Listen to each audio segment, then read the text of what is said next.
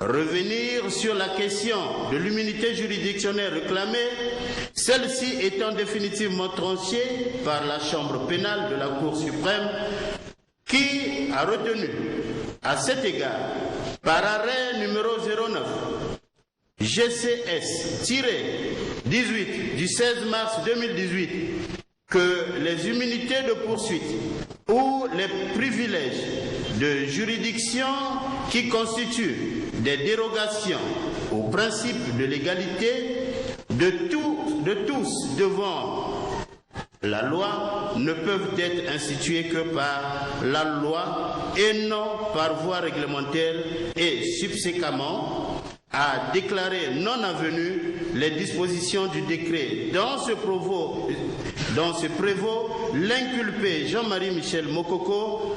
La chambre d'accusation a légalement justifié sa décision. D'où il suit que le moyen n'est pas fondé. Sur le troisième moyen de cassation, attendu qu'il est reproché à l'arrêt attaqué d'avoir violé les dispositions de l'article 199 du Code de procédure pénale selon lesquels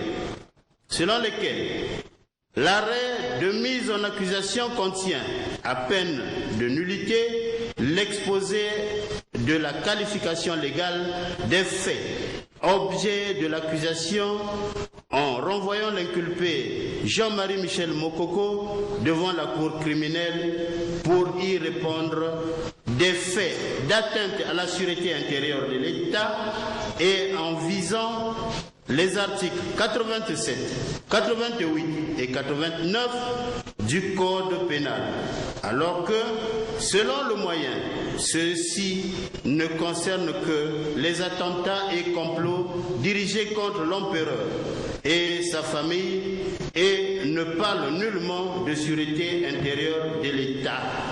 Qualification retenue par l'arrêt de renvoi, mais plutôt de sûreté extérieure de l'État, ce qui est différent de la sûreté qui concerne le maintien de l'ordre, la sécurité des personnes et des biens.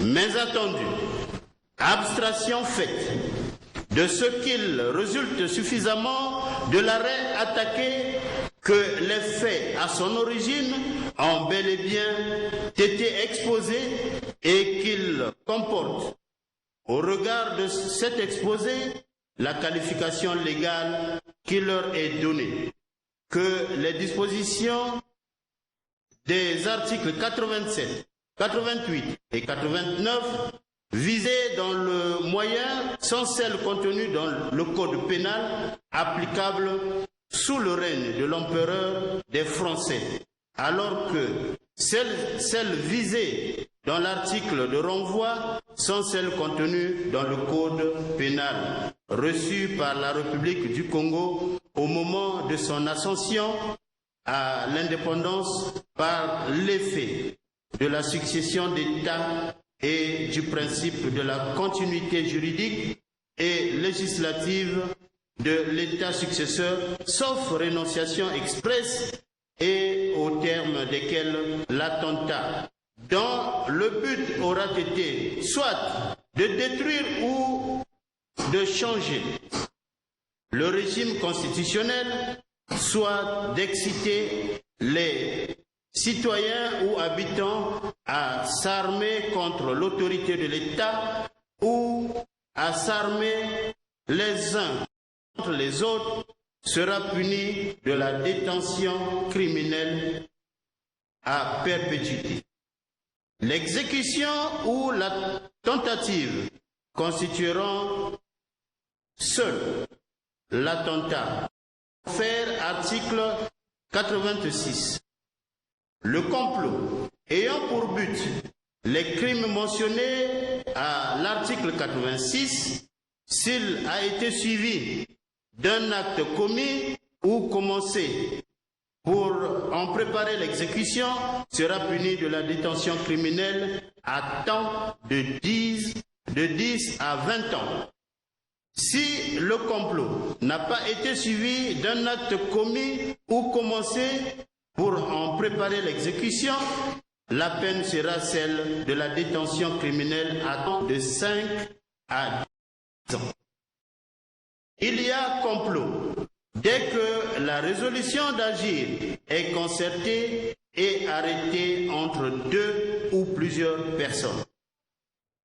S'il y a eu proposition faite et non agréée de former un complot pour arriver au crime mentionné à l'article 86, celui qui aura fait une proposition sera puni d'un emprisonnement de 1 an à 10 ans et d'une amende de 3 000 francs à 80 000 francs. Le coupable pourra le plus interdire en tout ou partie des droits mentionnés à l'article 42, qu'ainsi les faits tels que fixés par l'arrêt de renvoi sont constitutifs des crimes d'attentat ou de complot contre l'autorité de l'État et tombent sous le coup des articles 86 et 87 du Code pénal reçu par la République du Congo au moment de son ascension à l'indépendance et non 87, 88 et 89 du Code applicable dans des établissements français du Congo et du Gabon, comme visiteur par la chambre d'accusation dans l'arrêt de renvoi et par le moyen et dès lors justifie légalement. Sous cette requalification, l'arrêt de la chambre d'accusation, d'où il suit que le moyen n'est pas fondé. Par ces motifs, en la forme, déclare irrecevables les pourvois numéro 16, 17 et 18 formés par Maître Joseph Brudet, Yvan Éric Ibwanga et Philippe Esso.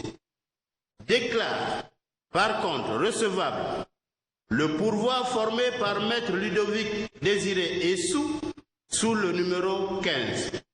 Au fond, le rejet ordonne la confiscation de la somme de 10 000 francs CFA consignée au greffe de la Cour suprême au profit du Trésor public à titre d'amende. Le condamne au dépôt, dit que le présent arrêt sera notifié au demandeur au pourvoi à la diligence de Monsieur le procureur général près la Cour suprême par le procureur général près la Cour d'appel de Brazzaville. Ainsi dit, fait, jugé et prononcé par la Cour suprême, chambre pénale, statuant à son audience publique du 30 avril 2018, où siégeait Monsieur Henri Bouka, premier président de la Cour suprême, président Jean Galébaï et Julien Pierre Ozone Malanda, juge, Gilbert Mouyabi, procureur général près la Cour suprême, tenant le siège du ministère public, Prosper Ngali, greffier, en foi de quoi le présent arrêt a été signé après lecture faite par le président qui l'a rendu, le juge rapporteur et le greffier les jours, mois et ans que dessus. L'arrêt de renvoi.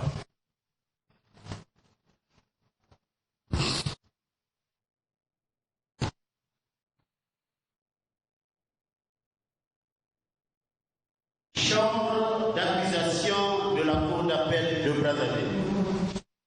Arrêt numéro 67 du 12 avril 2018. La Chambre d'accusation de la Cour d'appel de Brazzaville, statuant à son audience du jeudi 12 avril 2018, tenue au Palais de justice de Brazzaville, en chambre du conseil, où siégeaient messieurs Roger Justin Itza, président de la chambre d'accusation de la cour d'appel, président Célestin Bignakounou et Bernard Missilou, conseiller à la dite cour, membre. Assisté Édouard Batantou, greffier en chef. En présence de M. Ferdinand Koulangou, avocat général près la dite cour, tenant le siège du ministère public. A été rendu l'arrêt suivant. Vu la procédure suivie contre 1. Mokoko Jean-Marie Michel, congolais, né le 19 mars 1947 à Mosaka, fils de Mokoko Jean-Marie, feu, et de Ongania Louise, militaire en deuxième section, actuellement en disponibilité, marié, père de 6 enfants, soumis aux obligations militaires, se disant n'avoir jamais été condamné ni poursuivi en justice, domicilié à l'impasse de la musique tambourinée au centre-ville de Brazzaville. Inculpé d'atteinte à la sûreté intérieure de l'État. Sécurité. Inculpé d'atteinte à la sécurité intérieure de l'État, de détention illégale d'armes et munitions de guerre et d'incitation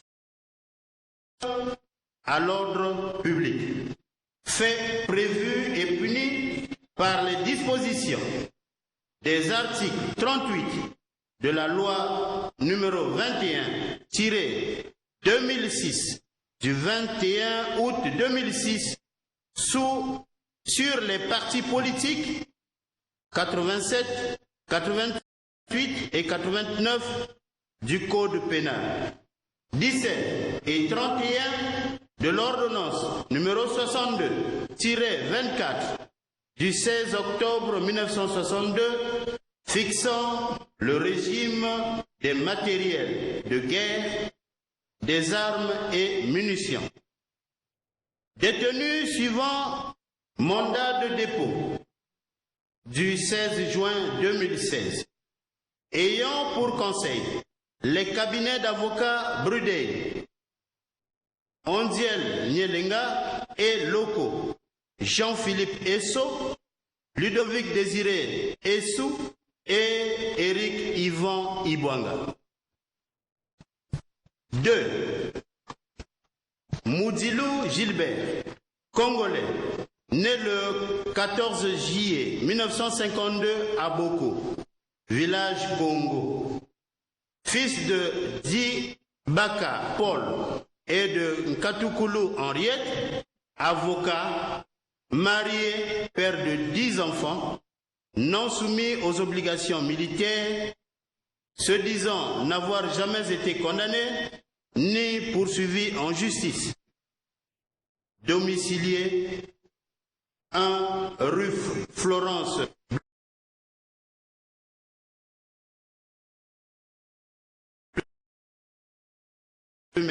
Paris, France. Inculpé d'atteinte à la sécurité intérieure, fait prévu par les dispositions des articles 87 et 89 pénal, mais sous contrôle judiciaire par ordonnance du doyen des juges d'instruction au tribunal de grande instance de Brazzaville du 14 décembre 2016. 3. Jean-François Kazé, français, fait prévu et puni par les dispositions... Vous avez sauté l'huile là, s'il vous plaît. 3.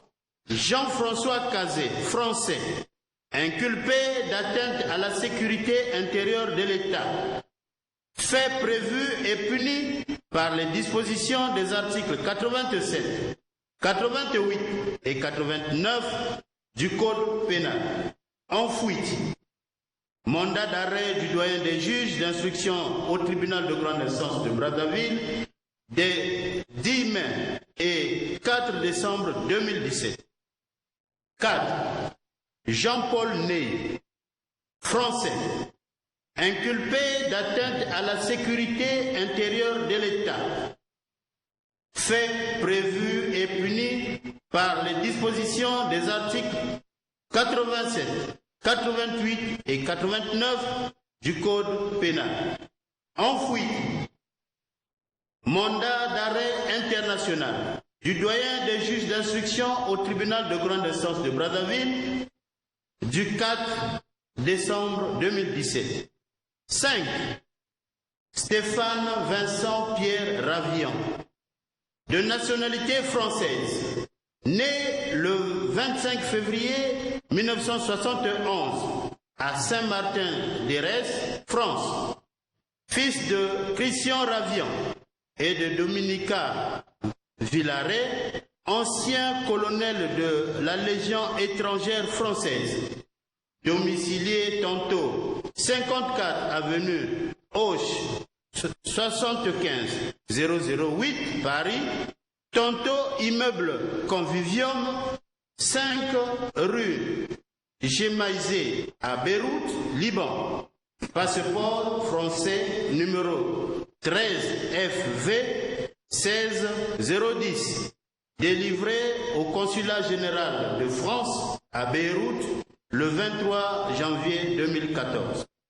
Inculpé d'atteinte à la sécurité intérieure de l'État. Fait prévu et puni par les dispositions des articles 87, 88 et 89 du Code pénal. Enfoui. Mandat d'arrêt international du doyen des juges d'instruction au tribunal de grande instance de Brazzaville du 2 novembre 2017. 6. Éric Bérardengo, dit Bérard, de nationalité française, né le 2 août 1952 à Nice, France, fils de Valentin Bérardengo et Myrine Mathissens, ancien parachutiste de l'armée française, responsable de la société LD Mobile,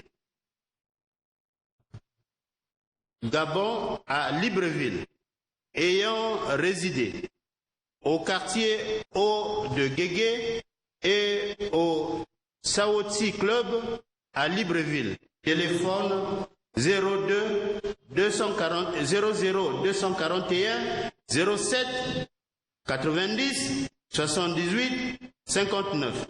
Inculpé d'atteinte à la sûreté intérieure de l'État. Fait prévu et puni par les dispositions des articles 87, 88 et 89 du Code pénal. Enfoui. Mandat d'arrêt international du doyen des juges d'instruction au tribunal de grande instance de Brazzaville du 2 novembre 2017. 7. Sylvain Maillère, français, inculpé d'atteinte à la sécurité intérieure de l'État. Fait prévu et puni par les dispositions des articles 87, 88 et 89 du Code pénal. Enfoui.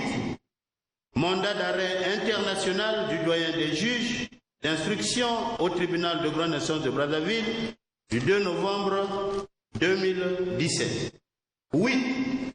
Jean-Renaud Thierry Didier Fayol, de nationalité française, né le 4 avril 1971 à Valence, France, ancien militaire, domicilié à Paris,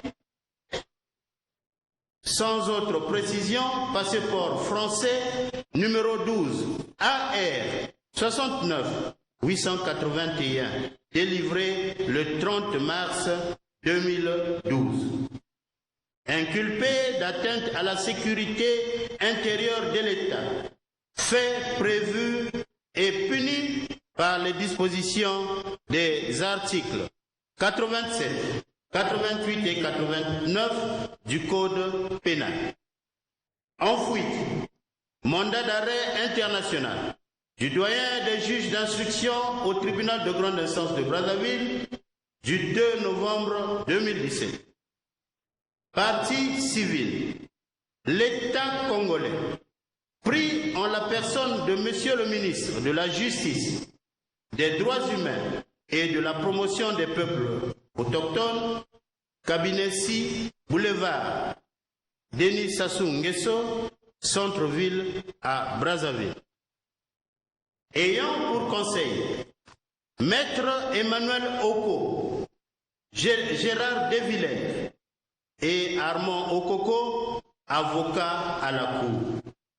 Vu les réquisitoires introductifs du procureur de la République près le tribunal de grande instance de Brazzaville des 19 avril et 16 juin 2016, vu la commission rogatoire internationale à l'attention des autorités judiciaires gabonaises, du doyen des juges d'instruction au tribunal de grande instance de Brazzaville du 11 août 2016, vu les procès-verbaux et les actes communiqués par le troisième juge d'instruction du tribunal de première instance de Libreville, vu l'arrêt numéro 048 du 18 août 2016 de la chambre d'accusation de la cour d'appel de Séan, vu l'arrêt numéro 21 du 25 janvier 2017 de la chambre d'accusation de la cour d'appel de Séan, vu l'arrêt numéro 81 du 13 juillet 2017 de la chambre d'accusation de la cour d'appel de Séan, vu l'arrêt CS-17 du 27 octobre 2017 de la Cour suprême à la suite du pouvoir formé par les cabinets d'avocats Brudé, Ondiel Nyelenga et Loko, Jean-Philippe Esso, Ludovic Désiré Essou et Éric Yvan Ibwanga, conseil de l'inculpé Jean-Marie Michel Mokoko contre l'arrêt numéro 81 du 13 juillet 2017 de la chambre d'accusation de la cour d'appel de Séan. Vu l'arrêt numéro 22 GSC-17 du 27 octobre 2017 de la Cour suprême, vu l'arrêt numéro 59 du 15 février 2018 de la chambre d'accusation de la Cour d'appel de Séan, vu l'arrêt numéro 09 GCS-18 du 16 mars 2018 de la Cour suprême, à la suite du pourvoi formé par les conseils de l'inculpé Jean-Marie Michel Mokoko contre l'arrêt de la chambre d'accusation numéro 59 du 15 février 2018. Vu l'ordonnance de soit communiquée du doyen des juges d'instruction au tribunal de grande instance de Brazzaville du 20 mars 2018 portant sur le règlement définitif, vu les réquisitions de disjonction de procédure du procureur de la République près le tribunal de grande instance de Brazzaville du 27 décembre 2017, vu l'ordonnance de disjonction de procédure du doyen des juges d'instruction au tribunal de grande instance de Brazzaville du 28 décembre 2017, vu l'ordonnance de soit communiquée aux fins du règlement définitif du doyen des juges d'instruction au tribunal de grande instance de Brazzaville du 20 mars 2018, vu les réquisitions définitives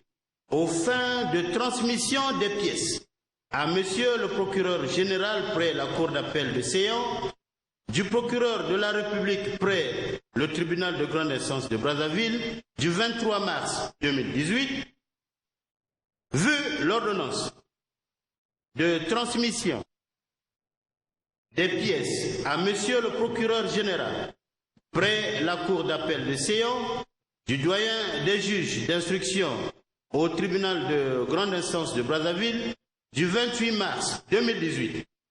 Oui, Monsieur Roger Justin Itza, d'accusation en son rapport.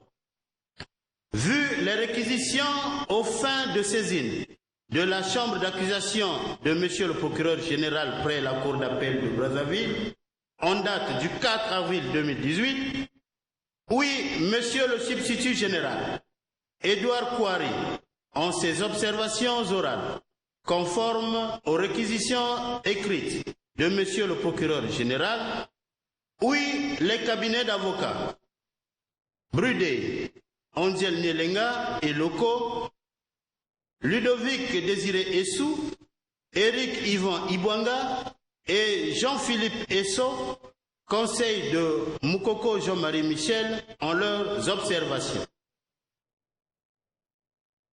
Oui, la lecture des pièces.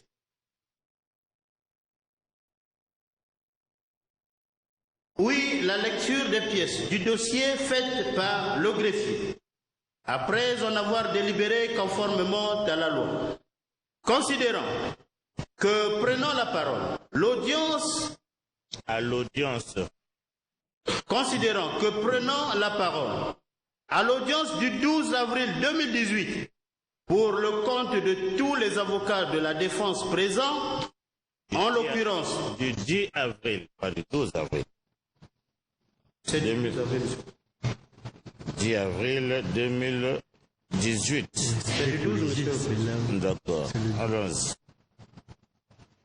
Considérant que prenant la parole à l'audience du 12 avril 2018 pour le compte de tous les avocats de la défense présents, en l'occurrence Maître Ondiel Nielenga, Loko Esso et Ibwanga, conseil de Jean-Marie Michel Mokoko, Maître Désiré Ludovic Essou, au nom et pour le compte de leurs clients, a déclaré que leur client, l'inculpé Jean-Marie Michel Mokoko, s'en tient au bénéfice de son immunité juridictionnelle due à sa qualité de dignitaire de la République et a produit au dossier copie du décret numéro 86-1044 du 17 avril 1986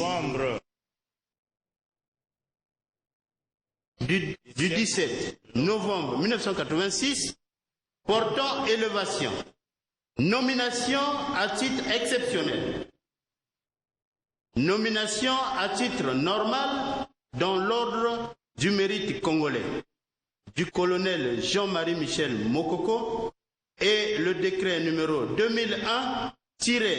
2001-179 du 10 août 2001 portant création et organisation du Conseil des ordres nationaux.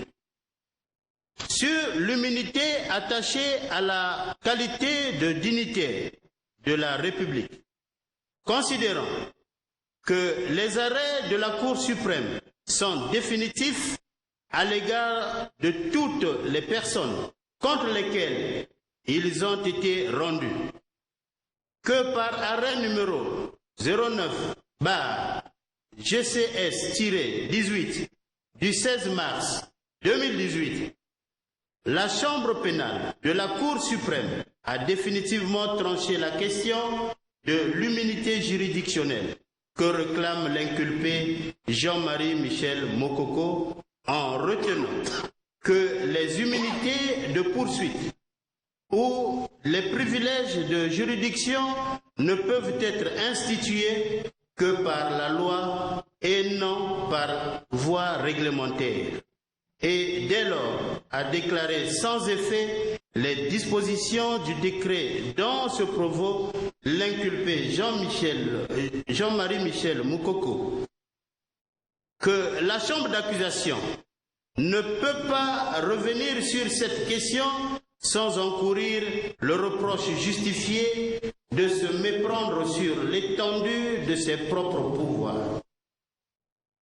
Qu'il y a donc lieu de passer outre aux demandes de l'inculpé et de statuer au fond. Au fond, considérant qu'il résulte de l'information les faits suivants. L'inculpé Jean-Marie Michel Moukoko est un officier général des forces armées congolaises.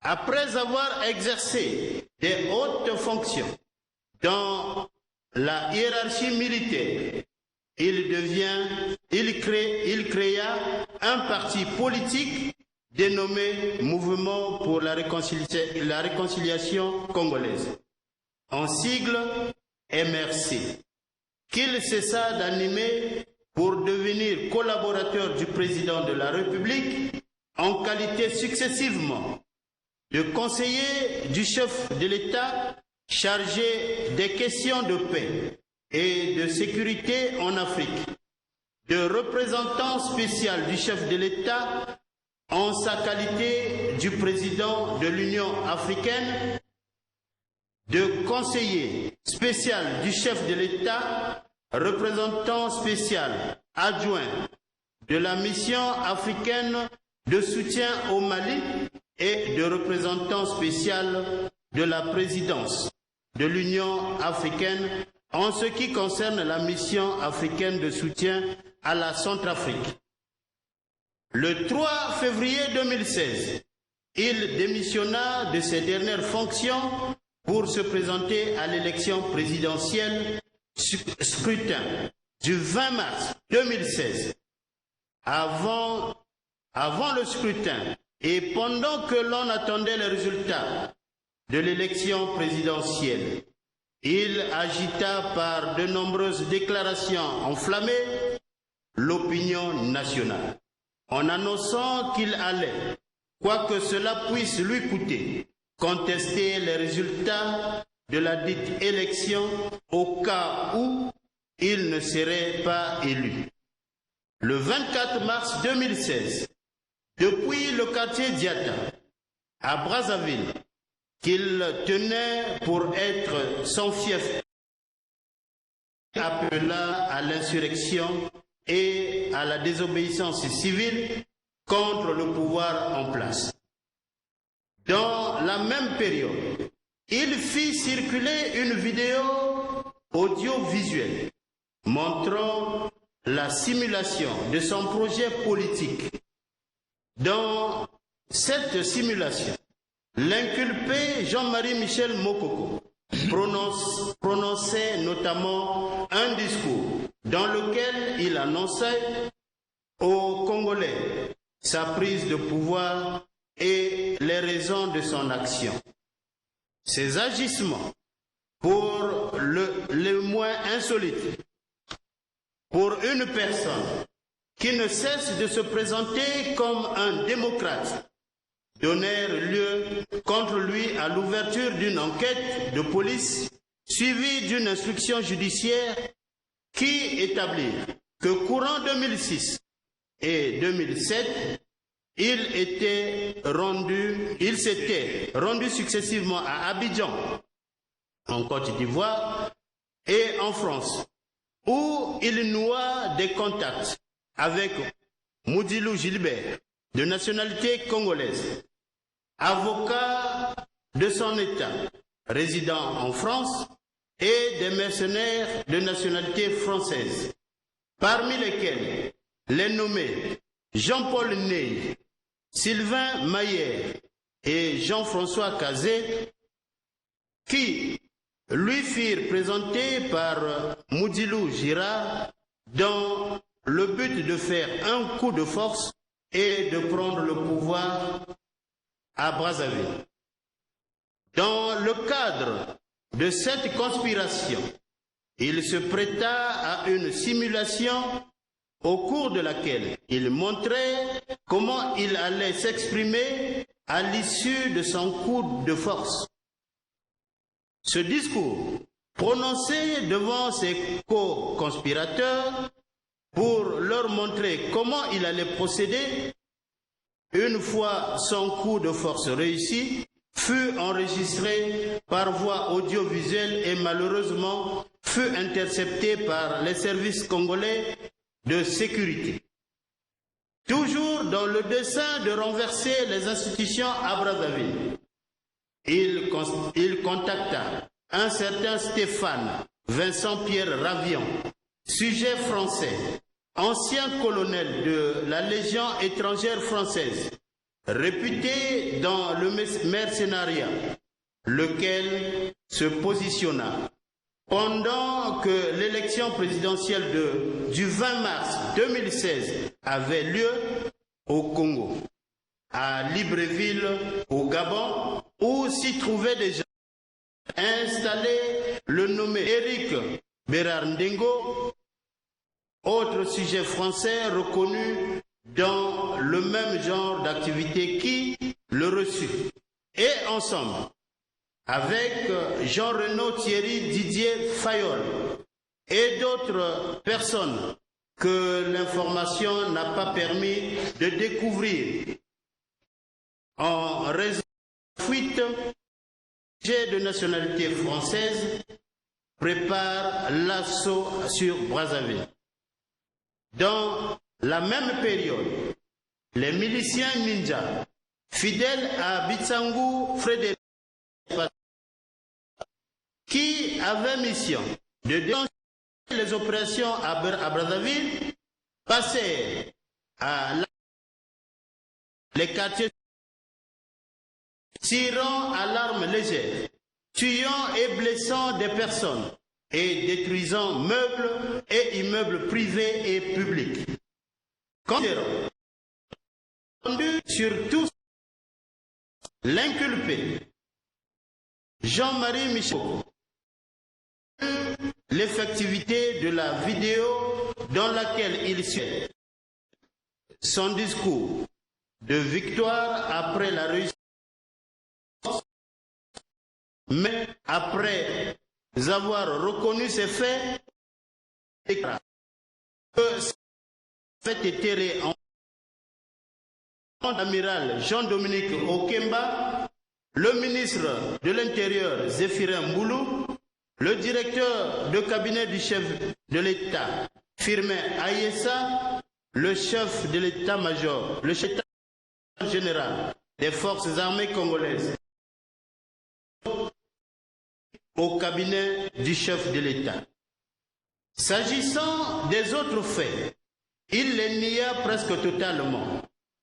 Or, outre l'attaque des miliciens ninjas de Bitsangu Frédéric, alias Passion Toumi, qui constituait une étape de son projet de prendre le pouvoir par la force des armes, il a été retrouvé à son domicile les matériels, armes et munitions de guerre suivants: 8 PMACA cross pliables, un Uzi avec 3 chargeurs, 2 castors, 3 PMACA avec crosse en bois,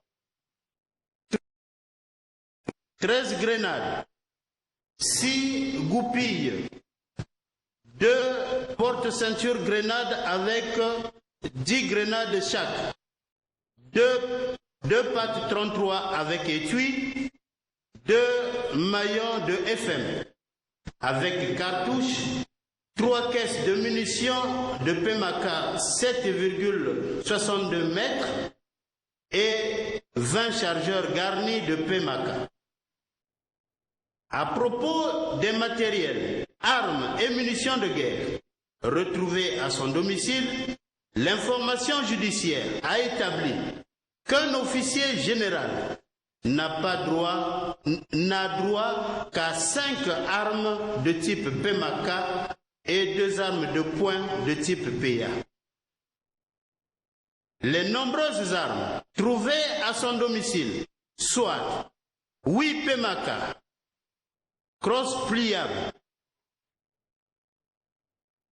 un Uzi avec 3 chargeurs, 2 castors, 3 PMACA avec crosse en bois, 3 FM, 13 grenades, 6 goupilles, 2 porte-ceintures grenades avec 10 grenades chaque, 2 pattes 33 avec étui, 2 maillons de FM avec cartouche, 3 caisses de munitions de PMACA, 7,62 mètres de 20 et 20 chargeurs garnis de PMACA sont la preuve que l'inculpé Jean-Marie, comme cela a été établi au cours de l'instruction judiciaire, s'organisait pour prendre le pouvoir par force au Congo-Brazzaville et que sa candidature à l'élection présidentielle n'en était que le prétexte, puisque même avant le scrutin et avant la proclamation des résultats, il faisait déjà des déclarations enflammées, appelant à l'insurrection populaire. Son dessein de prendre le pouvoir par la force, en se servant du prétexte d'élections biaisées ou truquées, selon ces termes, c'est aussi traduit mené par les miliciens ninja de Bitsangu Frédéric, alias Passion Toumi, sur les quartiers sud de Brazzaville et par les nombreux appels à l'insurrection et à la désobéissance civile en direction des jeunes, notamment lesquels constituaient pour lui et ses acolytes un mécanisme de la mise en œuvre de leur projet de renverser les institutions établies. L'information judiciaire a permis également d'établir, en particulier grâce à la commission rogatoire exécutée par le juge d'instruction du 3e cabinet du tribunal de première instance de Libreville au Gabon, que les mercenaires Stéphane Vincent Pierre Ravion, Éric Bérardengo, dit Bérard, et Jean-Renaud Thierry Didier Fayol avaient séjourné à Libreville au Gabon entre la fin de l'année 2015 et le début de l'année 2016. Notamment le 28 février, du 28 février au 29 mars 2016, et que pendant cette période, le nommé Stéphane Vincent Pierre Ravion, qui disposait du téléphone portable sophistiqué de marque Turaya, avait passé plusieurs coups de fil interceptés par les services de sécurité congolais à l'inculpé Jean-Marie Michel Mokoko et à Bitsangu Frédéric alias Passion Toumi, au cours desquels des consignes furent données pour l'attaque de Brazzaville. Sur la constitution des faits d'atteinte à la sûreté intérieure de l'État, reproché à l'inculpé Jean-Marie Michel Mokoko, le crime d'atteinte à la sûreté intérieure de l'État est en espèce constituée. En effet, tous les faits établis par l'instruction judiciaire, conformément aux dispositions des articles 87, 88 et 89 du Code pénal, au terme desquels commet une atteinte à la sûreté intérieure de l'État, ceux qui se seraient organisés, même dotés de moyens nécessaires ou pas, et auront posé ou tenté de poser des actes de nature à détruire, changer ou renverser l'ordre étatique établi, ou ceux qui auront posé des actes de nature à toucher les bases de l'organisation sociale ou commis tout attentat ayant pour but de compromettre l'existence de la nation ou d'en modifier la structure constitutionnelle, ou toute manœuvre interne qui auront pour but de déstabiliser l'organisation socio-politique de l'État et porter atteinte à l'intégrité territoriale en temps de paix ou en temps de guerre. Le crime d'atteinte à la sûreté de l'État est également tué, même en dehors de tout l'acte. Il suffit que le déformé de s'emparer du pouvoir par la force et donc de mettre en péril à la fois la vie des citoyens, la paix publique, le fonctionnement régulier des institutions soit établi. En l'espèce, l'ensemble des faits, comportements, déclarations et contacts pris par l'inculpé Jean-Marie Michel Mokoko avec Moudilou Gilbert et le maire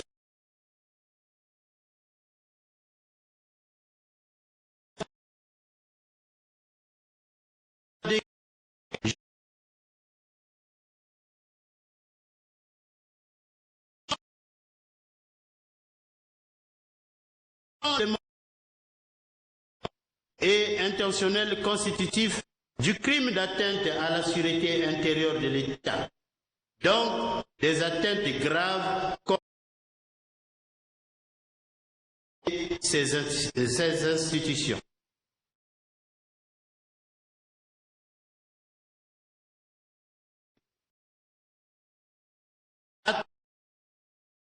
Sur les mêmes faits, a déclaré en substance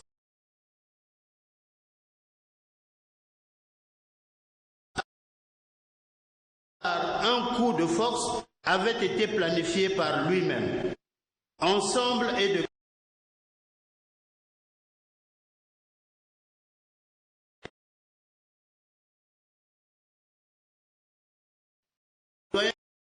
au tribunal de grande instance de Brazzaville.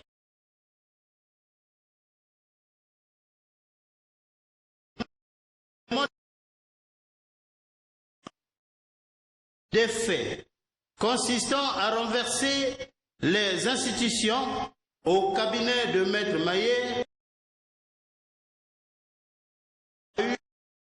à 4 fois au cours du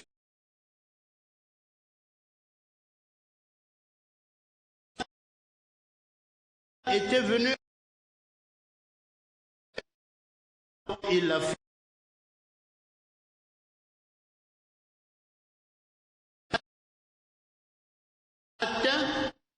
Est convaincu des faits d'atteinte à la sûreté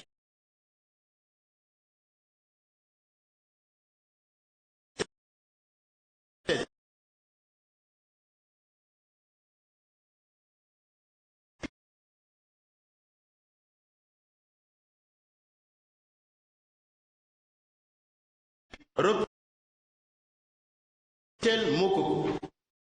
Les faits tirés des appels à l'insurrection et à la désobéissance par l'inculpé constituent en eux-mêmes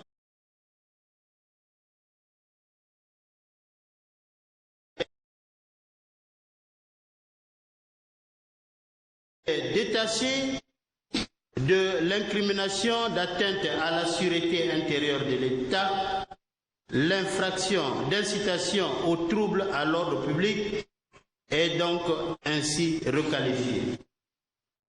Sur la constitution des faits de détention illégale de matériel de guerre, en ce qui concerne les faits de détention d'armes et munitions de guerre, il a été retrouvé au domicile de l'inculpé Jean-Marie Michel Mokoko les matériels, armes et munitions de guerre suivants: 8 PMK, crosse pliable, un Uzi avec 3 chargeurs, 2 castors, 3 PMK avec crosse en bois, 3 FM, 13 grenades, 6 goupilles, 2 porte-ceintures grenades avec 10 grenades chaque, 2 pattes 33 avec étui, 2 maillons de FM avec cartouche, 3 caisses de munitions de PMK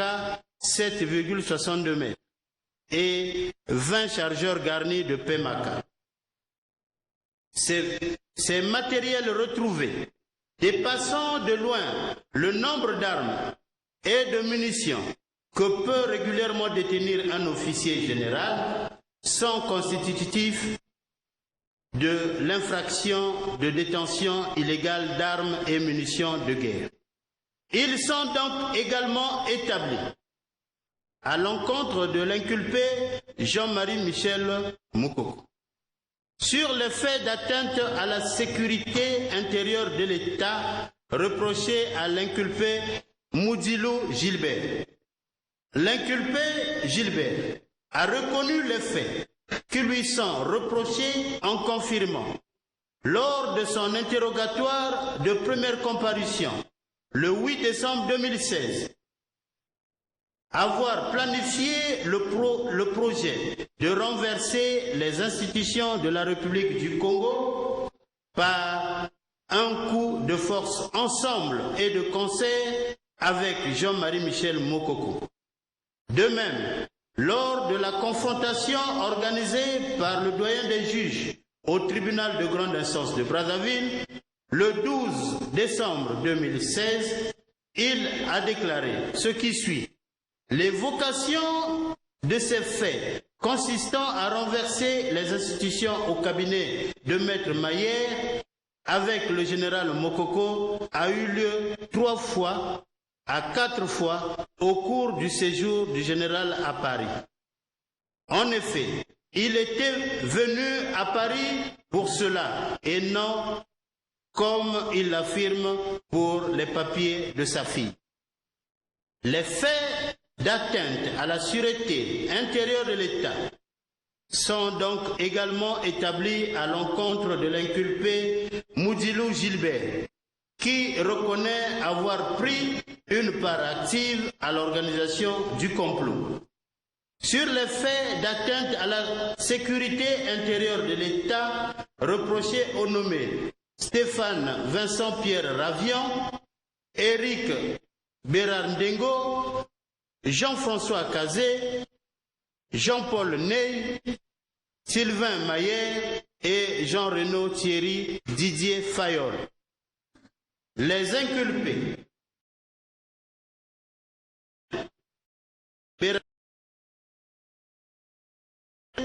Jean-Paul Ney, Sylvain Maillère et Jean-Renaud Thierry Didier Fayol ont fait l'objet des mandats d'arrêt à l'échelon national et international.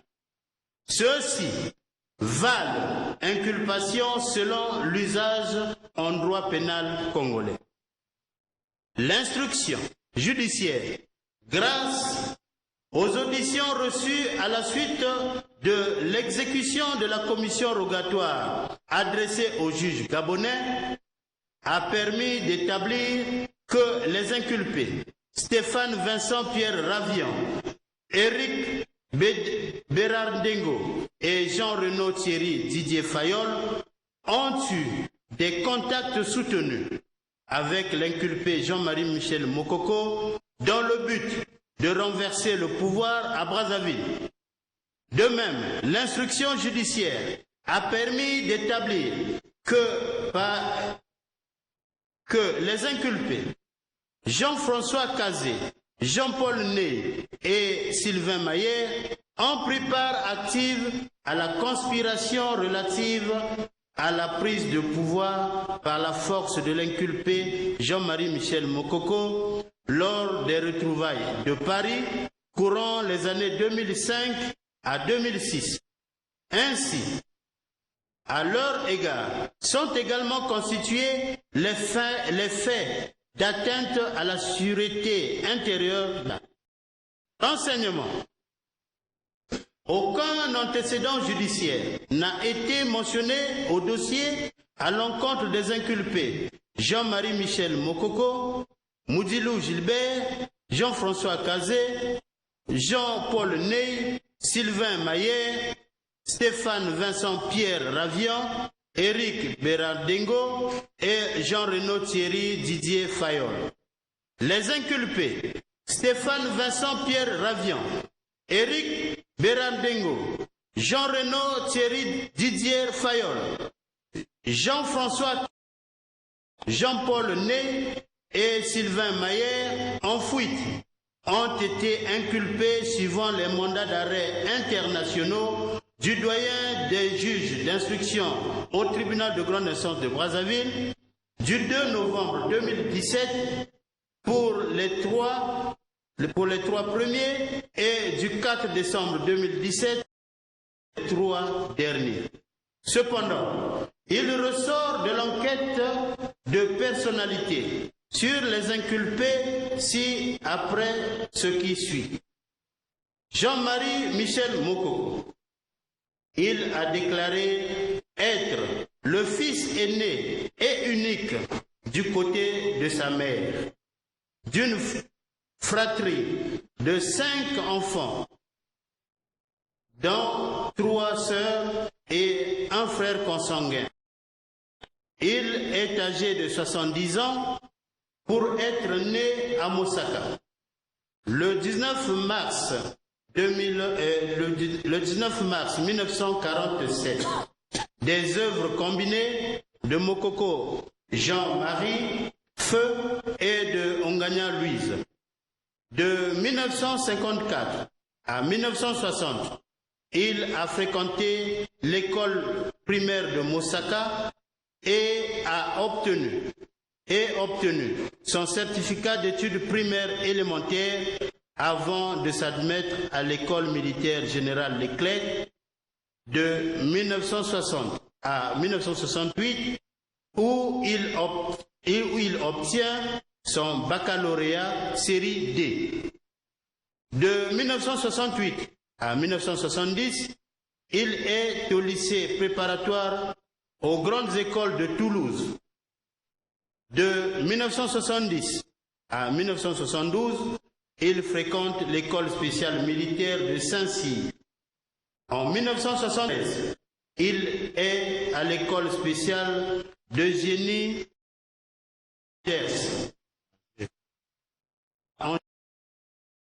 de 1914 à 1975, il subit une formation politico-militaire à l'Académie Antonio Maceo de Cuba. Et en 1982, il obtient son diplôme d'état-major à l'école d'état-major de Compiègne. De 1972 en 1993, il a successivement occupé les fonctions de chef de section génie, directeur central de génie, commandant de la zone autonome de Brazzaville, cumulativement avec les fonctions de commandant du 3e régiment d'infanterie motorisée, 3e RIM, commandant de chef avant l'interruption de sa carrière en 1980.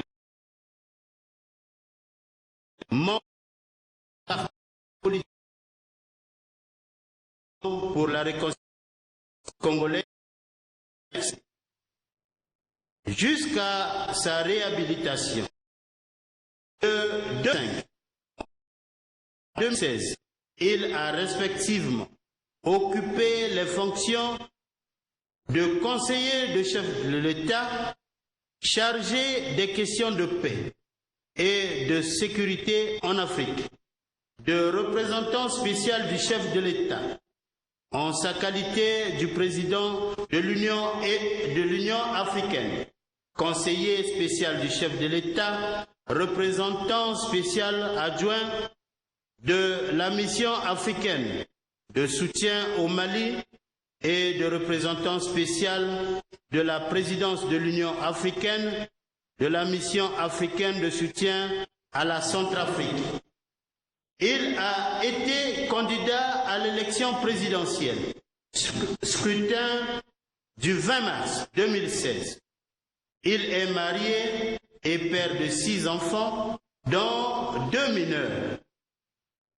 Il est soumis aux obligations militaires étant général de division de 2e section, actuellement en disponibilité.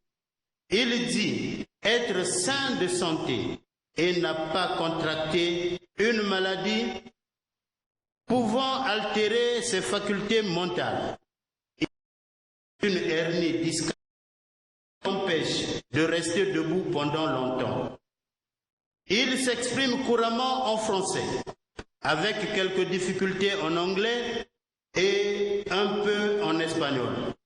Il ne consomme pas de boissons alcoolisées, sinon que des gouttes pour des raisons protocolaires. Il a abandonné la vie des boîtes de nuit eu égard à ses fonctions. Ce qu'il apprécie des hommes, c'est leur attitude morale, la générosité et la cohérence, et ce qu'il reprouve des hommes, la malhonnêteté intellectuelle et le non-respect de la parole donnée. Il dit avoir été éduqué pour servir et partager les réflexions de Klaus Schwab et Confucius. Il est de religion chrétienne, pratiquant et a pour loisir la musique, le sport, la lecture et le cinéma. Il dit être d'une écoute attentive et déterminée, se disant jamais été condamné ni poursuivi en justice, domicilié à l'impasse de la musique tambourinée au centre-ville de Brazzaville. Moudilou Gilbert. Moudilou Gilbert a déclaré être de nationalité congolaise.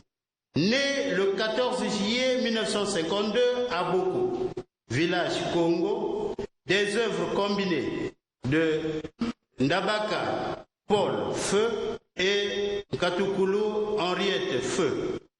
Il est avocat de profession, marié, père de 10 enfants.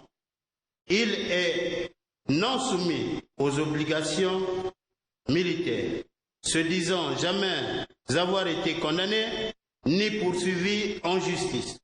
Il est domicilié au numéro 1, rue Florence Blumenthal, 75 000 116 Paris. Renvoi. Considérant qu'il résulte de l'information charge suffisante contre l'inculpé Jean-Marie Michel Moukoko d'avoir à Brazzaville, courant 2006, 2007, 2015 et 2016, en tout cas, depuis tant tel que les faits ne sont pas couverts par la prescription de l'action publique, commis une atteinte à la sécurité, à la sûreté intérieure de l'État, dont le but était soit de détruire ou changer le gouvernement, soit d'exciter les citoyens ou habitants à s'armer contre l'autorité de l'État congolais, en appelant à l'insurrection et à la désobéissance civile, soit à déstabiliser les institutions congolaises, dans le but de s'emparer du pouvoir.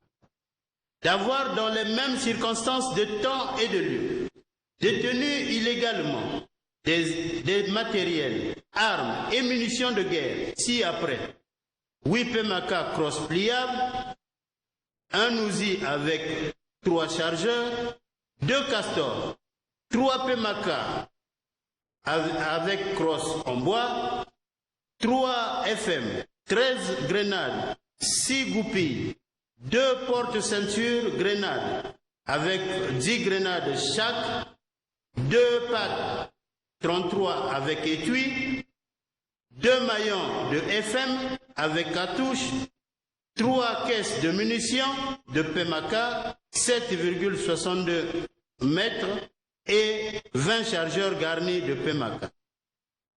Moudilou Gilbert, Jean-François Cazé, Jean-Paul Ney, Sylvain Maillet, Stéphane Vincent Pierre Ravian, Éric Bérard-Ndengo et Jean-Renaud Thierry Didier Fayol d'avoir, dans les mêmes circonstances de temps et de lieu, ensemble et de concert, avec Jean-Marie Michel Moukoko, commis une atteinte à la sûreté intérieure de l'État dont le but était soit de détruire ou de changer le gouvernement, soit d'exciter les citoyens ou habitants à s'armer contre l'autorité de l'État congolais en appelant le peuple congolais à l'insurrection et à la désobéissance civile, soit à déstabiliser les institutions congolaises dans le but de s'emparer du pouvoir. Fait prévu et puni par les dispositions des articles 87, 88 et 89 du Code pénal, 17 et 39 de l'ordonnance 024/62 du 16 octobre 1962 fixant le régime des matériels de guerre, des armes et munitions au Congo et 38 de la loi numéro 21-2006 du 21 août 2006 sur les partis politiques. Qu'il y a lieu de réserver les dépens. Par ces motifs, vu les dispositions des articles 195, 198, 199, 200 et suivants du Code de procédure pénale, 87, 88 et 89 du Code pénal, 17 et 39 de l'ordonnance 024/62 du 16 octobre 1962 fixant le régime des matériels de guerre, des armes et munitions au Congo et 38 de la loi numéro 21-2006 du 21 août 2006 sur les partis politiques. Vu l'arrêt numéro 59 du 15 février 2018 de la Chambre d'accusation de la Cour d'appel de Brazzaville, vu l'arrêt numéro 09 PCS.18 du 16 mars 2016 de la Cour suprême, déclare suffisamment établi contre 1. Jean-Marie Michel Moukoko les faits d'atteinte à la sûreté intérieure de l'État et de détention illégale d'armes et munitions de guerre. 2. Moudilou Gilbert, Jean-François Kazé, Jean-Paul Né, Sylvain Mayer, Stéphane Vincent Pierre Ravian, Éric Bérard-Dengo, Di Bérard et Jean-Renaud Thierry Didier Fayol les faits d'atteinte à la sûreté intérieure de l'État. Prononce leur mise en accusation. Ordonne leur renvoi devant la Cour criminelle de Brazzaville pour y être jugés conformément à la loi. Décerne contre eux ordonnance de prise de corps, réserve les dépens.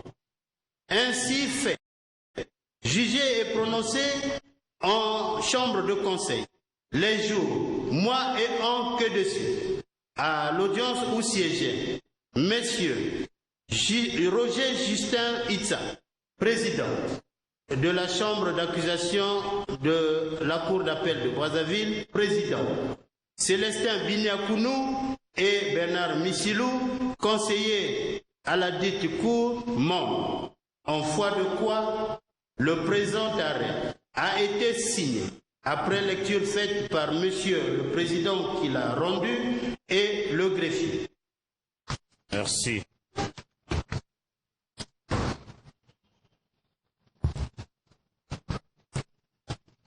Monsieur Jean-Marie Michel Moukoko, vous venez ainsi de suivre la lecture à haute et intelligible voix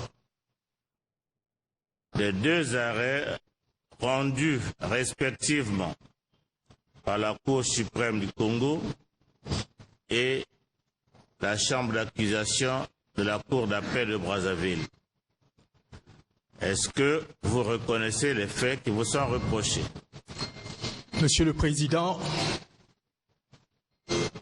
Mesdames et Messieurs de la Cour,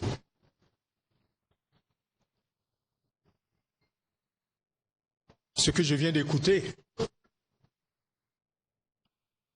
ajoute de l'eau à mon moulin. En dépit des circonvolutions par lesquelles la plus haute juridiction de notre pays, c'est-à-dire la Cour suprême, vient d'évoquer en annonçant l'irrégularité, l'illégalité plutôt, des décrets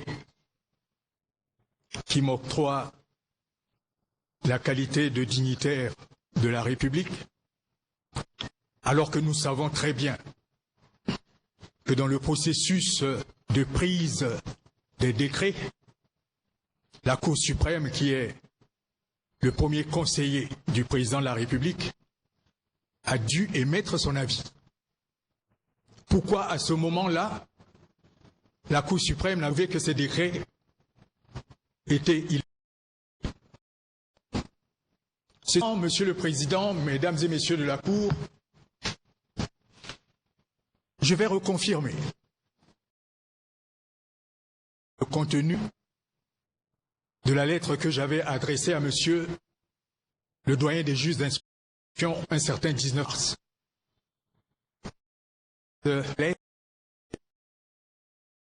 Assez bien la position que je vais confirmer en lisant la déclaration qui a été que je me présente. S'il vous plaît. Monsieur le Président. Monsieur le Président. Avant de donner lecture de votre déclaration, est-ce que vous reconnaissez les faits qui vous sont reprochés? Je ne reconnais pas ces faits. J'ai dit à plusieurs reprises au cours des audiences que j'ai eues. Je ne reconnais pas ces faits. Il y a beaucoup de faits qui sont surfaits. Merci. Et vous avez des avocats pour votre défense? Oui, j'ai des avocats à qui j'ai donné des consignes que vous comprendrez lorsque j'aurai lu ma déclaration. Et on peut les connaître, ces avocats? Oui, j'ai... Bon, ils peuvent se présenter. Maître Essou?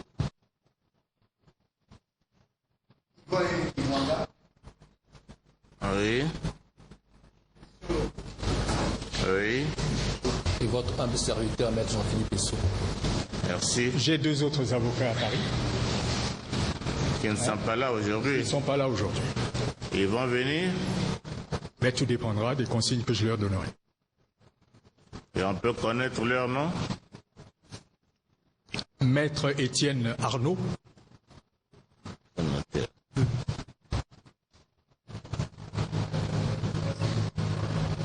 Il est du barreau de Paris. Barreau de Paris. De Paris. D'accord. Enfin, de Paris, oui. Et le deuxième? Maître Jessica Finel, également du barreau de Paris.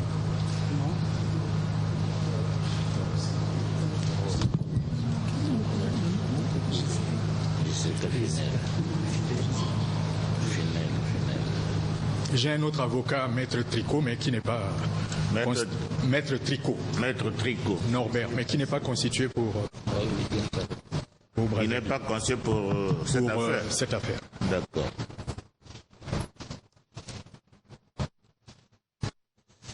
Bien.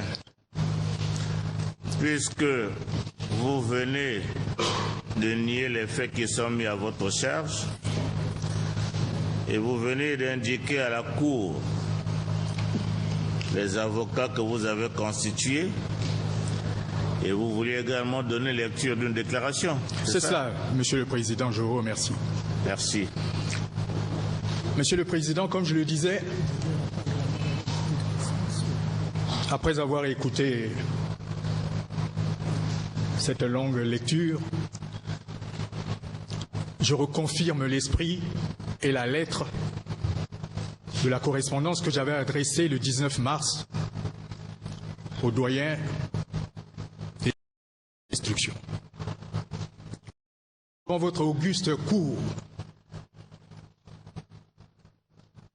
je vais dire simplement ceci. Je me présente devant vous, devant votre cour, pour rappeler à votre souvenir le propos que j'ai tenu le 3 mai devant le vice-président de la Cour d'appel qui vous représentait à cette occasion.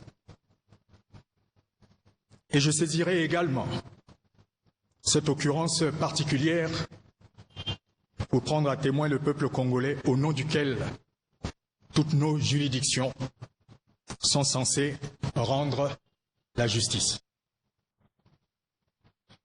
Monsieur le Président, Mesdames et Messieurs de la Cour, comme je n'ai cessé de le faire observer depuis plusieurs semaines, en vertu de l'immunité juridictionnelle que me confère le décret numéro 2001/179 du 10 avril 2001, portant création et organisation du Conseil des ordres nationaux, en ma qualité de dignitaire de la République, je ne suis poursuivable devant aucune juridiction de la République.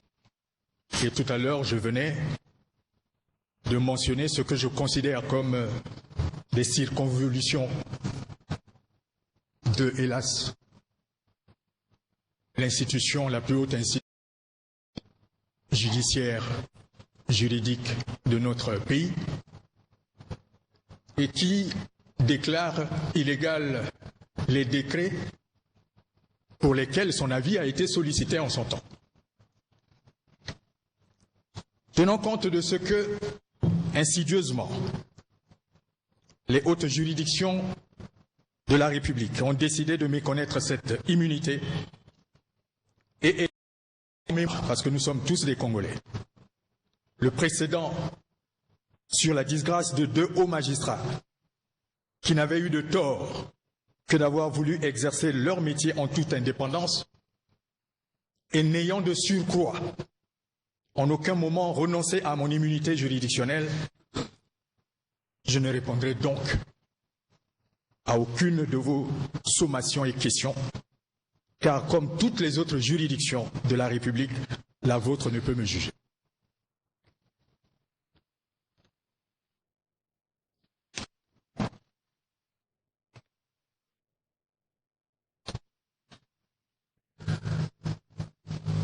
Vous êtes général de division de votre État.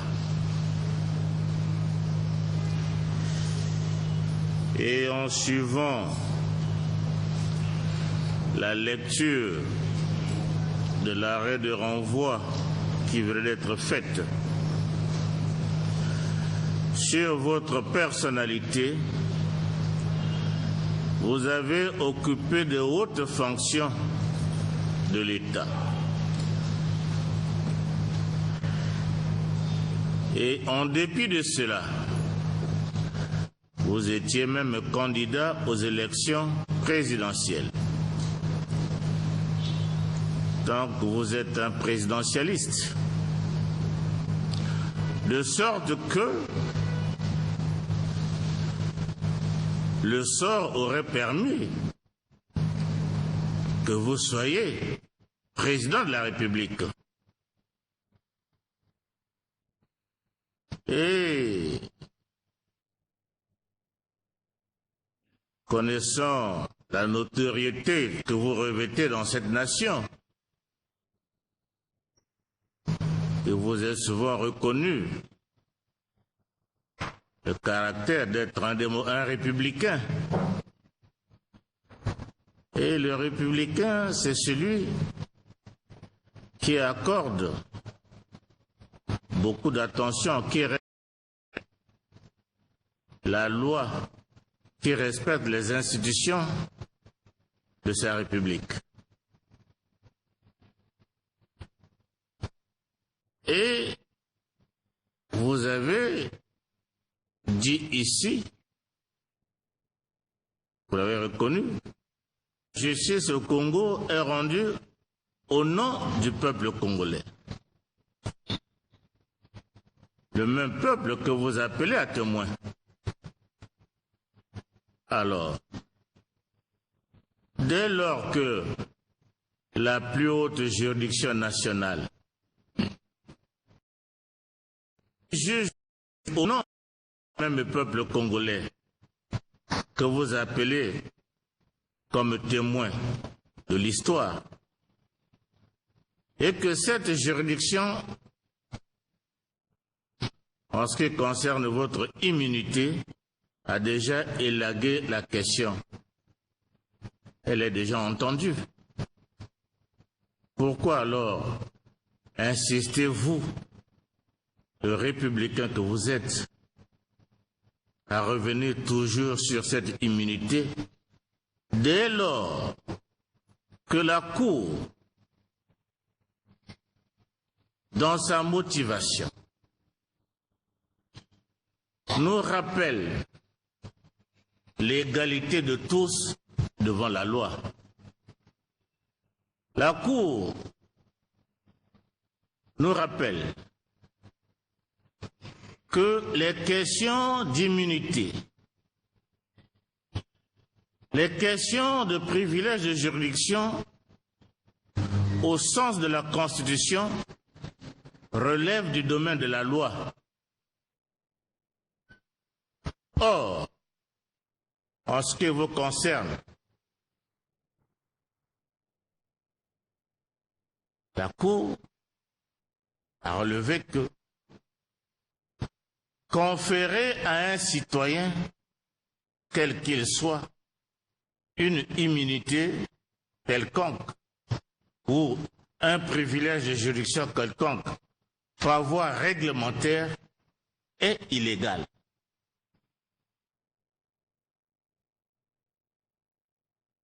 La Cour aurait dû être saisie par d'une recours en annulation, peut-être qu'aurait dû en arriver là.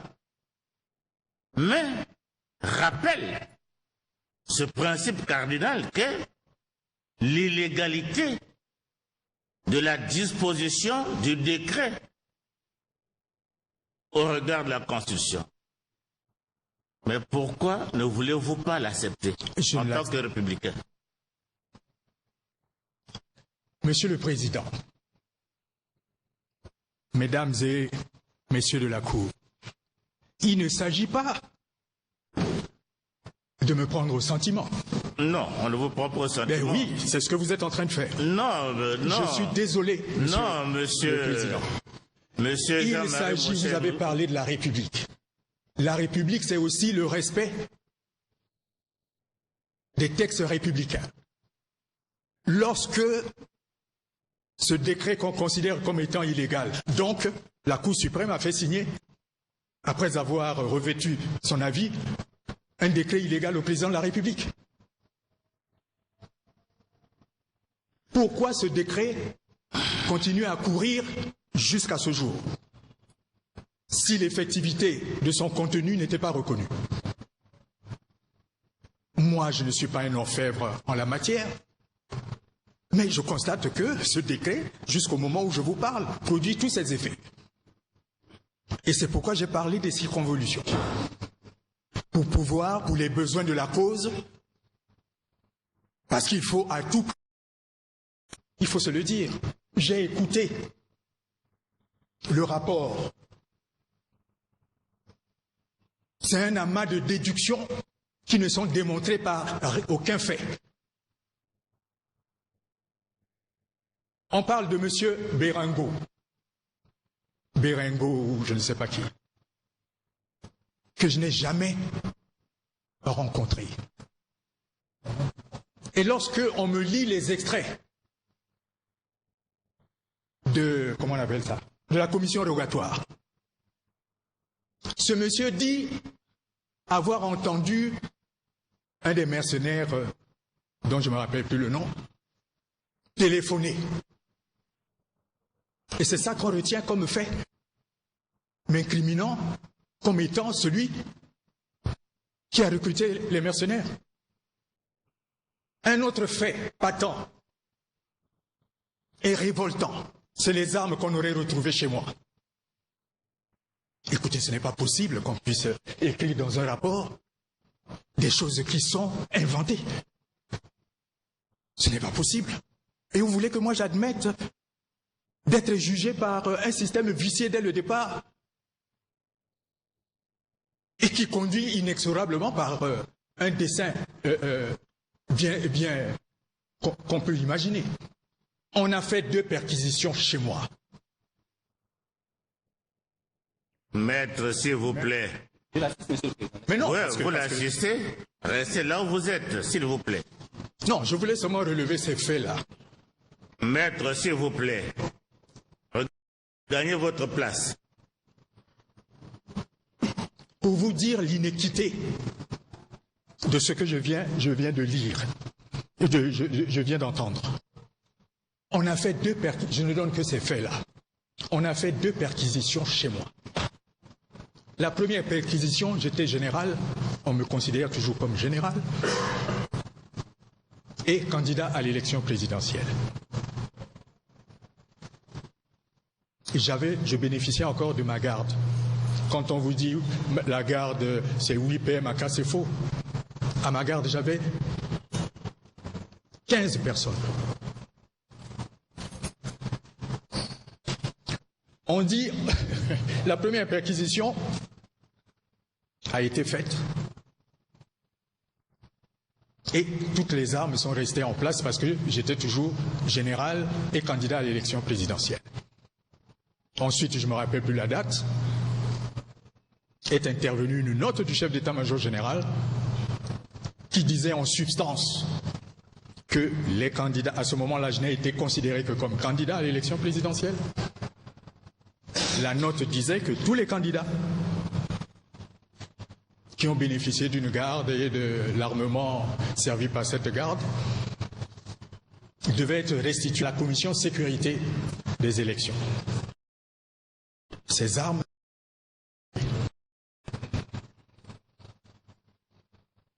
et puis est intervenue la deuxième perquisition. À quel moment ont-ils saisi les armes chez moi? À quel moment? Il n'y avait plus d'armes chez moi. Et l'inventaire d'armes qu'on fait là, je suis un ancien chef d'état-major général. Je sais comment. C'est la responsabilité du chef d'état-major général d'affecter du personnel en dehors de l'armée, c'est-à-dire des casernes, etc., chez les ministres, chez les autorités, et de les doter de l'armement. C'est la responsabilité du chef d'état-major général d'en contrôler le bon usage, le nombre, s'il y a des munitions qui sont périmées, etc., de les remplacer. Et connaissant un peu le pays, bien avant même l'élection présidentielle, j'ai fait faire l'inventaire de tout l'armement qu'il y avait chez moi et les munitions. Cet inventaire est détenu par le chef d'état-major général. Alors, vous voyez, les bras m'en tombent quand on dit on a saisi les armes chez moi au cours d'une perquisition. Comment les cadres qui doivent gérer une bonne administration de la justice peuvent produire un rapport comme celui-là? C'est pourquoi je suis fondé à ne avoir confiance.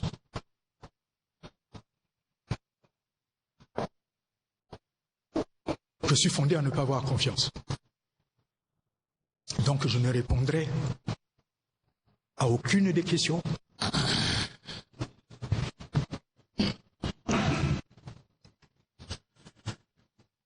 Monsieur Jean-Marie Michel Moukoko, vous venez à l'instant même d'aborder le fond de la question. Parce que vous venez de mettre à la disposition de la Cour certaines informations qui, selon vous, dans les différents arrêts, ont été tronquées. Mais moi, je pense que l'occasion vous est favorable, présentement, de dire à la Cour ce qui s'est réellement passé. Parce que, en se braquant dans cette position de mutisme, vous êtes en train, vous-même, de contribuer à la médisance sur votre personne. Ah non. Alors que vous devez normalement dire à la... ce qui s'est réellement passé et que la à charge des charges quand même. Et des éléments d'appréciation. Si vous le faites, et à ce moment, c'est comme pour dire que vous cautionnez le rapport, vous cautionnez ce que vous n'avez pas accepté. L'occasion vous est offerte pour que ce même peuple que vous appelez à témoin vous entende. Mais le même peuple sait que je bénéficie d'une immunité juridictionnelle. Je suis désolé de vous ramener là, parce que, avec tout le respect que je peux avoir vis-à-vis de la plus haute institution de notre pays, je pense que c'est des arguties qui ont été trouvées pour les besoins de la cause. Et ça ne me rassure pas. Maintenant, comme on est habitué à faire accepter l'inacceptable, moi, ça fait déjà 2 ans que je suis là.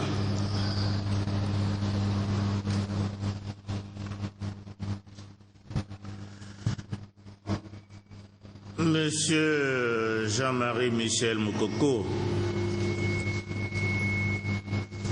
loin de moi l'idée de faire prévaloir le sentiment, mais la Cour estime que vous avez des droits que vous devez protéger. Nous sommes un État de droit. Selon que vous croyez à votre État ou vous ne n'y croyez pas, vous voyez, sur ce banc, nous devrions être là nombreux. Particulièrement M. Moudilou. Mais vous savez ce qui s'est passé? Vous qui dites c'est un État de droit, et les droits des uns et des autres sont respectés.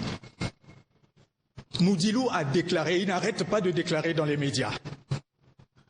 Quand il s'agit de Moukoko, on va chercher sur Internet parfois des déclarations qu'il n'a pas faites. Parce que vous savez, les réseaux sociaux, quelqu'un écrit là-bas, Moukoko a lancé un appel à la désobéissance civile. On ne lit pas le contenu de la déclaration. Au cours de cette instruction, on a même dit que j'avais appelé à l'insurrection populaire. Et c'est à moi qu'on demande de produire le texte, parce qu'il n'avait même pas le texte. Moudilou déclare, et c'était le rôle de l'instruction, qui instruit à charge et à décharge, d'aller aussi, et là c'est Moudilou qui parle. J'ai parlé de la connivence de Moudilou avec certains des cadres qui devaient se charger de cette affaire. Vous voyez, on prend les déclarations de Moudilou pour vérité d'évangile. Et parce que Moudilou a dit, on en déduit que Moukoko a aussi dit. Alors comment voulez-vous? Vous voulez que je vienne ici? Moudilou, que j'aurais pu contredire. J'ai confondu, on dit j'ai reconnu à l'instruction. Moudilou à qui on avait fait répéter la leçon, je ne sais pas quoi, n'a pas pu restituer le jour où nous avons fait la confrontation. Et dans ce rapport, on dit, moi j'ai reconnu que j'étais rentré dans ce bureau pour faire un coup d'État.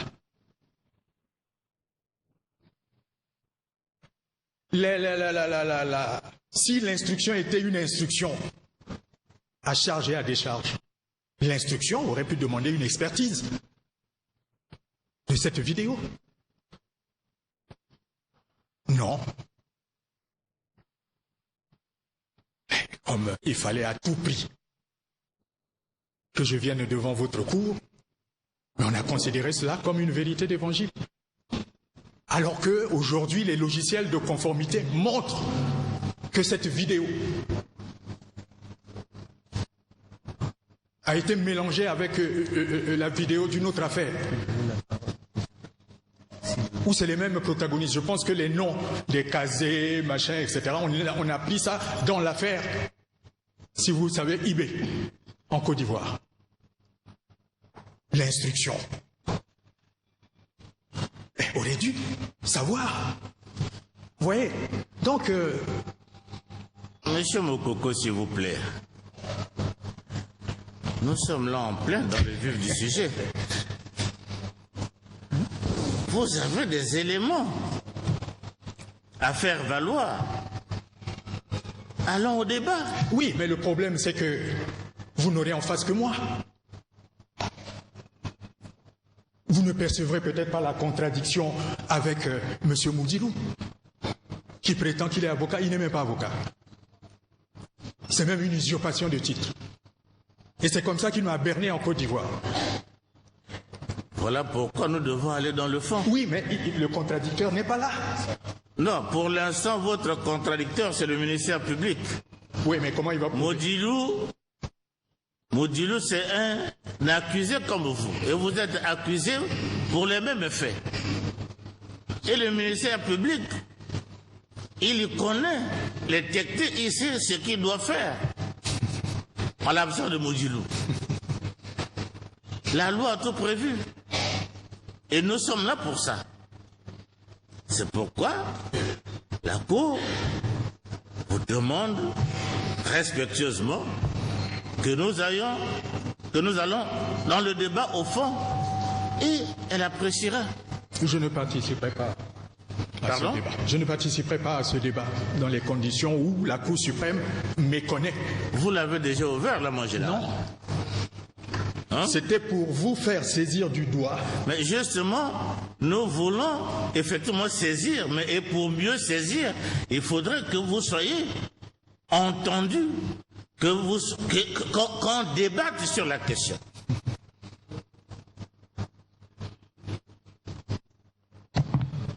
À ce moment, qui aura cru à la parole d'évangile? C'est vous qui nous faites l'évangile? Ou alors nous devons débattre de la question pour que nous puissions tous en tirer les enseignements.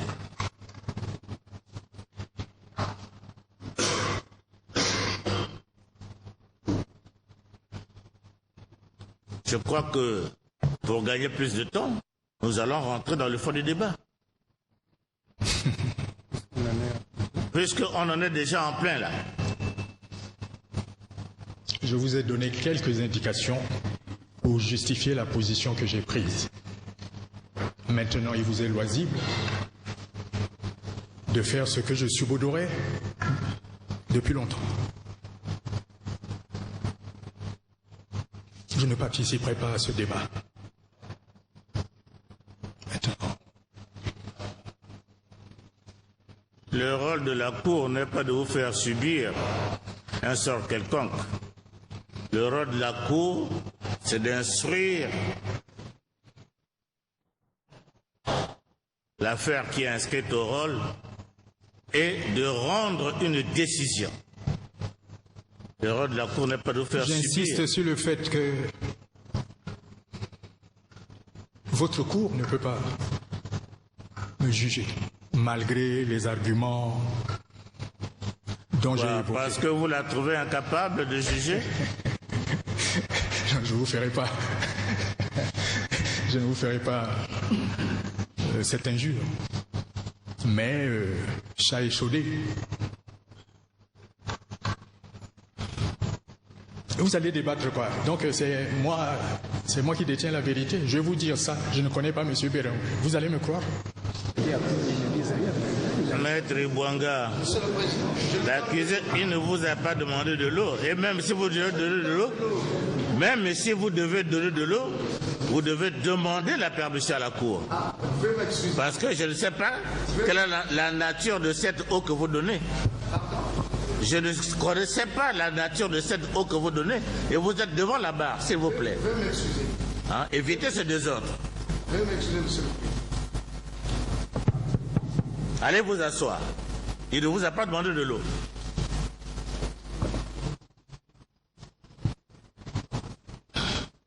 Oui, monsieur Moukoko. Monsieur le Président, je vous prie vraiment de m'excuser. Je ne voudrais pas apparaître comme quelqu'un d'irrespectueux.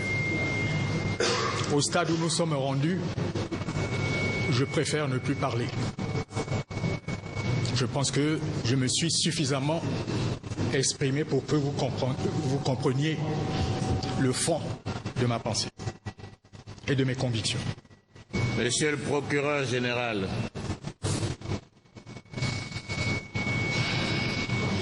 vous venez de suivre l'accusé Jean-Marie Michel Moukoko.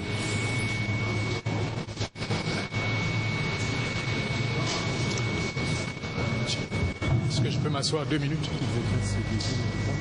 Est-ce que je peux asseyez-vous là.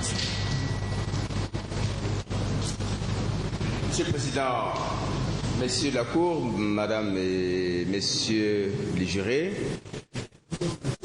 le ministère public n'entend pas revenir sur une question définitivement tranchée par la Cour suprême, s'agissant tout au moins de l'immunité invoquée par l'accusé Moukoko. Ici, veuillez trouver une chaise dans le bureau là pour permettre à l'accusé de s'asseoir. Le ministère public ne l'entend pas simplement parce que il est de principe acquis, suffisamment acquis d'ailleurs, que les juridictions de degré inférieur n'ont pas une autorité sur les décisions rendues par les juridictions de degré supérieur. Il faut que nous le sachions. La Cour suprême a rendu une décision. Tous les juges du fond sont tenus au respect de cette décision. Et la Cour criminelle dont vous présidez les destinées est une juridiction, n'est même pas le lieu actuellement pour traiter de cette question d'immunité. Il ne s'agit pas d'une question, plutôt d'une procédure qui vous a été soumise par voie de flagrance, où on pouvait se permettre certaines choses. C'est un dossier d'instruction. Ces faits qui relèvent de l'immunité auraient pu être invoqués depuis même l'enquête préliminaire. Il aurait pu l'accuser. Depuis l'enquête préliminaire, non. Je dispose donc d'une immunité de poursuite. Je ne dis rien tant que cette question n'est pas résolue, dans le sens de la levée de cette immunité. Il aurait pu le faire depuis l'enquête préliminaire. Il aurait pu le faire à un moment donné, depuis les juridictions de juridiction. Mais c'est vers la fin que l'accusé, se ravisant, se dit « Ah, écoutez, j'ai pourtant fait mes déclarations au niveau de l'enquête préliminaire, je les ai faites au niveau du juge d'instruction, mais pourquoi je dois continuer à le faire alors que je dispose d'une immunité de poursuite ?» Il aurait pu le faire depuis, mais quoi qu'il en soit, il ne vous appartient pas, Cour criminelle, en l'étape actuelle du dossier, de traiter de la question de l'immunité de poursuite qui a été déjà définitivement tranchée par la Cour suprême. Et puis, nous avons une démarche lorsqu'on est en cour criminelle. Autant l'accusé a voulu se mettre derrière son immunité, refusant donc de donner à la Cour, se refusant ou donnant l'aspect l'idée à la Cour de ne pas vouloir s'exprimer sur les questions qui lui sont posées et qui vont lui être posées, autant dans la réponse à la question que vous lui demandez, que vous lui posez, de savoir s'il reconnaît oui ou non les faits, ben, il est allé au développement des questions tenant au fond. Ça veut dire que par là, il met déjà en cause le principe que bon, mon immunité tombe. Et je continue, je vais donc m'exprimer sur le fond. Il l'a fait et il faut bien que nous revenions sur la procédure. Le débat au fond va l'être, mais entre-temps, observons les questions de procédure, après que vous ayez interrogé l'accusé Moukoko, il faut bien que nous allions d'abord à des questions qui tiennent à l'enquête de moralité devant votre bar, avant que nous n'allions directement à des questions de fond telles que l'accusé les a engagées.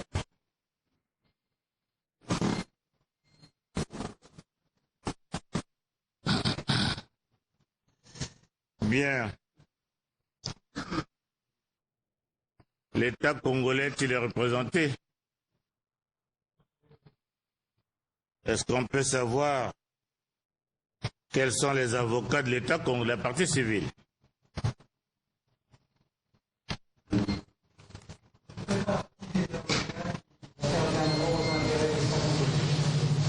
Maître de Villers.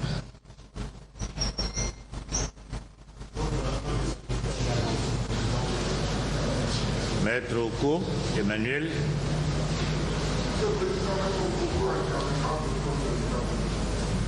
Maître Coco.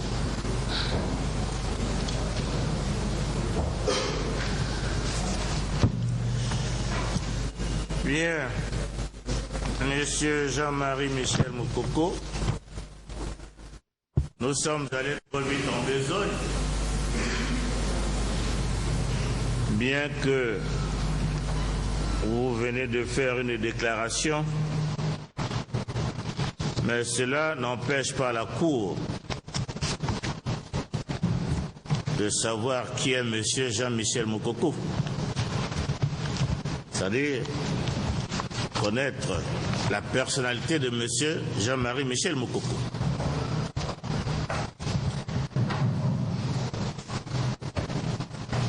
Vous avez dit tantôt que vous êtes né à Mosaka le 19 mars 1947, fils de Moukoko Jean-Marie Feu et de Ongania Louise. Vous êtes militaire, général de division, actuellement en disponibilité, marié, père de 6 enfants, jamais été condamné ni poursuivi en justice, domicilié à l'impasse de la musique tambourinée au centre-ville de Brazzaville.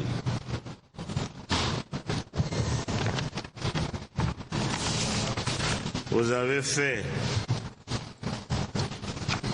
des études glorieuses depuis l'école primaire, depuis l'école primaire jusqu'aux hautes écoles militaires qui vous ont permis d'accéder au diplôme de chef d'état-major général, de chef d'état-major. Vous avez occupé de multiples fonctions dans notre armée qui vous ont conduit jusqu'aux fonctions de chef d'état-major général des forces armées congolaises. Ça vous le confirmez? Monsieur le Président, je vous ai dit, je ne voudrais vraiment pas vous manquer de respect, je ne parlerai plus. S'il vous plaît. Bien. C'est aussi votre système de défense. Si vous jugez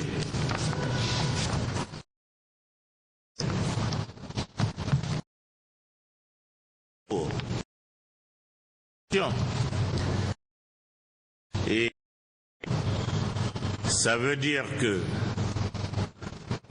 vous acceptez que toutes ces charges sur vous sont établies. C'est votre interprétation, ce n'est pas la mienne. Pardon? C'est votre interprétation, ce n'est pas la mienne. Non, la Cour tire les conséquences de votre comportement. Parce que c'est aussi votre droit de ne pas vous exprimer. Et la Cour ne peut pas vous obliger à le faire.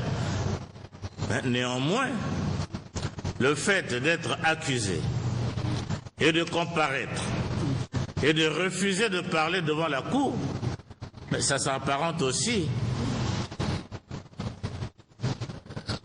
comment je peux qualifier, à un outrage. Parce que là, vous outragez la Cour. Nous avons un dossier. Dans ce dossier, il y a des pièces que nous allons examiner.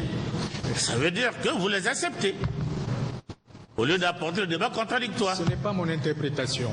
Mais alors, parce que la Cour ne peut pas être à votre remorque, monsieur Jean-Marie Michel Moukoko, avec tout le respect que la Cour vous doit. Ah, mais moi, je vous dois aussi beaucoup de respect. Jamais je vous demanderai d'être à ma remorque. Voilà. Je constate un certain nombre de choses et qui ne sont pas de nature à faire que j'ai confiance. C'est tout. Bon, ceci étant, la Cour va procéder à l'examen des pièces du dossier et en tirer les conséquences.